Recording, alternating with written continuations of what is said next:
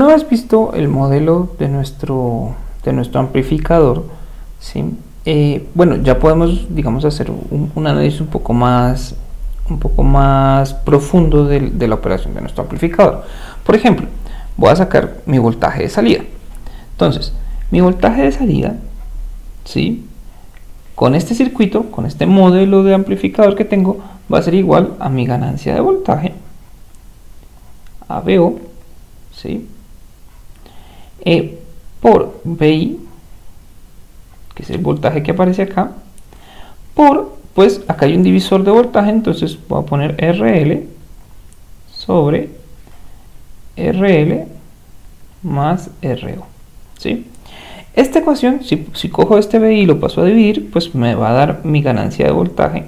Entonces, mi ganancia de voltaje, y pilas, aquí miren que no va a poner el O aquí, esto significa mi ganancia de voltaje con carga, ¿sí?, va a ser igual a, pues es VO sobre VI, ¿sí?, eso ya lo habíamos dicho, y esto es igual a mi ganancia de voltaje en circuito abierto, ¿sí?, por RL sobre RL más RO, ¿sí?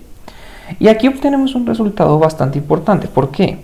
Porque miren que pues ya mi ganancia, la ganancia de mi amplificador, no solo depende pues de una ganancia prescrita que tenía antes, que es la ganancia, esto se conoce, ya lo dije antes, pero se conoce la ganancia en circuito abierto, sino que también depende de la carga que coloca aquí y depende de la resistencia de salida.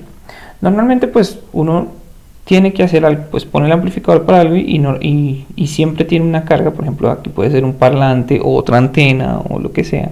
Entonces esta RL siempre va a existir. Pero entonces eso hace que esta RO, ¿sí?, sea muy importante. ¿Por qué? Porque si RO es pequeña, es mucho más pequeña que RL, pues digamos que se podría despreciar en esta ecuación y aquí quedaría RL sobre RL igual a 1 y mi ganancia de voltaje se aproximaría a mi ganancia de voltaje en circuito abierto. Digamos que esa es la idea, entre más pequeña RO, mejor, ¿vale? Listo. Ahora voy a bajar un poco acá y voy a mirar ahora el puerto de entrada, ¿sí?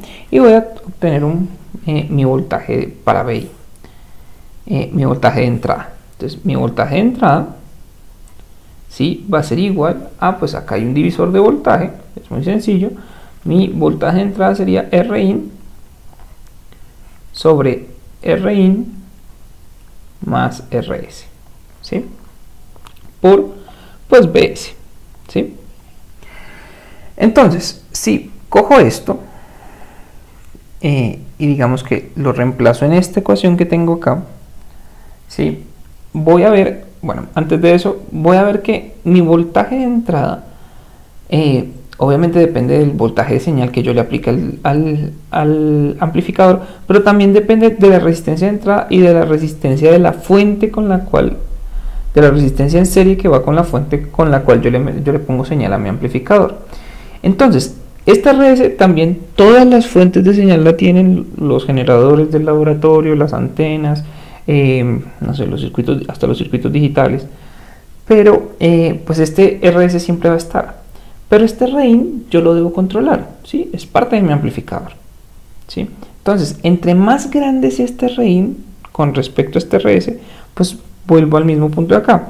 Si Rin es muy grande en esta parte de abajo, pues en comparación con RS, entonces RS se puede despreciar y me queda que Rin sobre Rin es igual a 1 y me queda que mi voltaje de entrada es aproximadamente igual a mi voltaje de señal.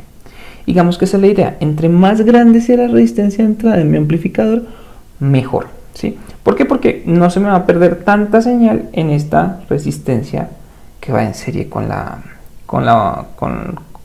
fuente de voltaje que me está imprimiendo señal a mi amplificador, ¿vale? Esto lo voy a poner con señal, pero pues bueno.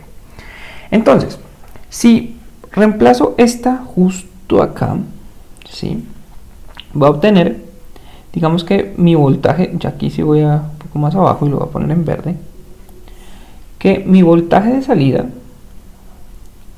va a ser igual a la ganancia de voltaje en circuito abierto por, ¿sí?, Rin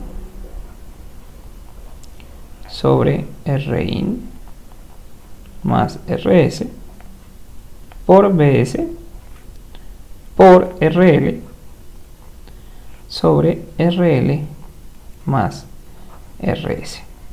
¿Sí?